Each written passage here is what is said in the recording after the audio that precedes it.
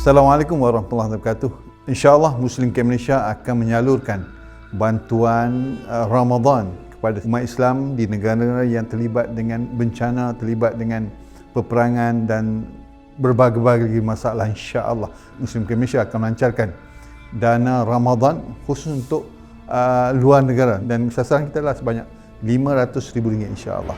Hasil sumbangan tuan-tuan insyaAllah akan kami manfaatkan untuk menyampaikan bantuan dalam bentuk bakul Ramadan, bantuan iftar, bantuan makanan dan sebagainya insya-Allah.